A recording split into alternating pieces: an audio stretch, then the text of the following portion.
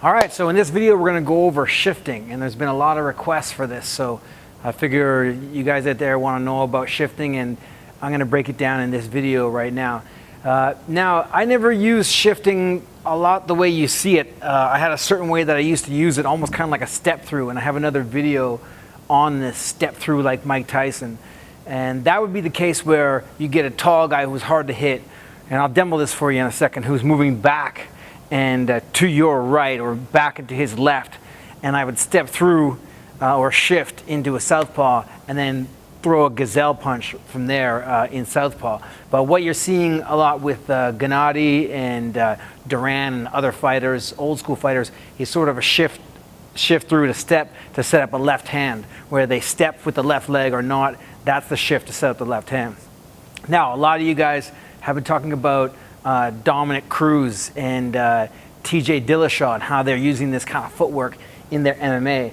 And one thing I'll say is that shifting is very effective for the MMA fighter. And the reason being is because in MMA, as opposed to boxing, you start that little bit further out because of the kicking range, because you can make contact with that close leg on a kick, and the nature of the kicks and flying knees and the takedowns makes that space just a little bit further. The other thing as well, so when that space is a little bit further, if you want to catch somebody to hit them, you need to cover that extra ground, and that's where shifting comes in handy. The other thing is that, let's say I'm a boxer and you come at me with a double jab and right hand. Well, I can take it for granted that I can catch these jabs, and maybe when the right hand comes I can slip it like this and turn out. But if we're fighting MMA and you come at me with a double jab right hand and I go like this and then I slip the right hand, well, I can walk right into a roundhouse right there. So in boxing, you can take it for granted that you can be a little bit closer, slipping, catching, blocking. If you throw a left hook, I can duck right underneath it and I'd be totally safe. Now in MMA, of course, you can do the same thing. You can duck under a left hook. If I'm not fast enough, I can duck under that left hook and walk right into a roundhouse kick. So one thing that you'll see about MMA fighters is that usually, if they're not going to stay there and engage and cover or go into the action, they're going to get the hell right out of there. So you can see in MMA fights that the distance covered and the movement is huge. There's a lot more space covered and a lot more ground covered, because in order to get away from kicks and some takedowns, you just got to clear right out of there. Whereas in boxing, you can kind of play with that close range and still be safe and not have to worry. So anyways, let's go over a couple aspects of shifting. First, I'm going to show you how I used to use it. Now, the way I used to use shifting is if you get a guy moving back and to the left. So I would come in, I would throw that right hand, I would step through, and then from there, I would gazelle punch if he was going that way. So here, in fast motion, that's how I would do it. That's how I used to use it. But what you guys are seeing is this here. Boom, sort of by Gennady, or here, boom, setting up the lead hand as a rear hand shot. Now the trick to good shifting in the beginning is that you have to let the momentum take you, and you have to let gravity, or shall I say transfer of weight, pull you through.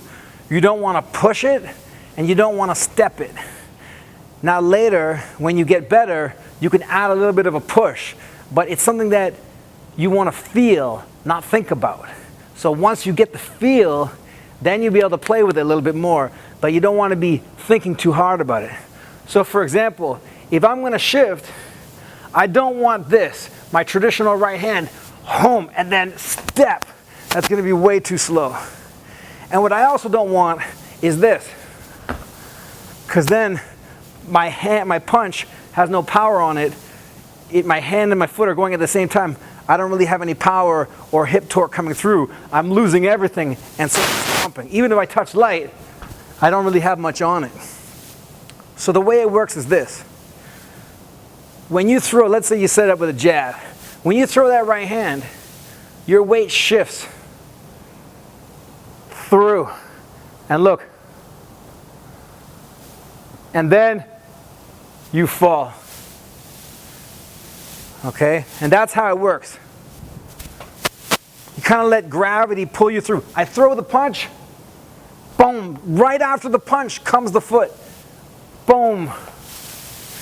And you'll feel it. You'll feel that left hand naturally coming. So if I go like this,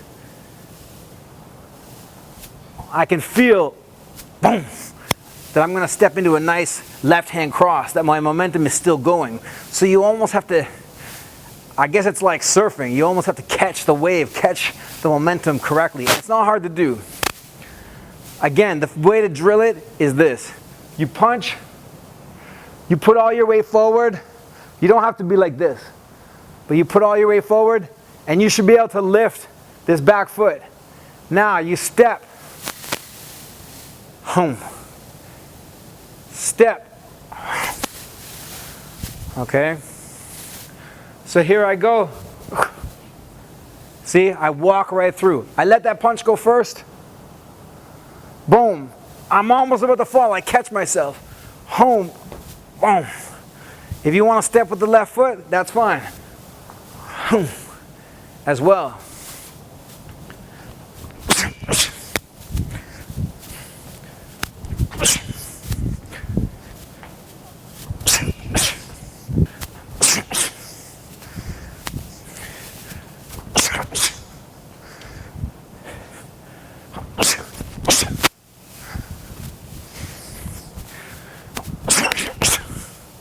Okay, so you see how that's working? Let your momentum go through. Let the weight transfer. Boom. Step. Feel the weight come through. Boom. And follow up with your next shot. Or transfer. It could be off a double jab. Boom, boom. Transfer. And then step with the left foot.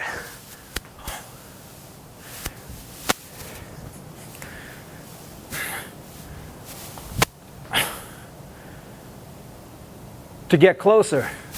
Or what I used to do is step through, if the guy's going straight or back this way, step through and work the gazelle punch out of a southpaw stance. Okay, so I hope that helps with shifting. I hope that helps with drilling and how to get the feel. And you're going to start to see that a lot more often. If you watch guys who are doing this, that hand comes just before the shift. Boom, step. And then they're stepping right through in different ways to do something with that right hand or left hand, or even to step through and set up a roundhouse off the left side, chasing that guy down, right? And then you can go again. Boom, setting up a right. It's all about feeling the momentum and feeling the weight. But what you want to do is let the momentum carry you through and feeling that transfer. You don't want to step with it, and you don't want to plant and then go. Both of those are going to be off weight, off the weight transfer, off the momentum. Okay, so if you got any questions about that or any other aspects of this shifting, feel free to leave your questions and comments below. Thanks for the idea, guys, and thanks for watching. Peace.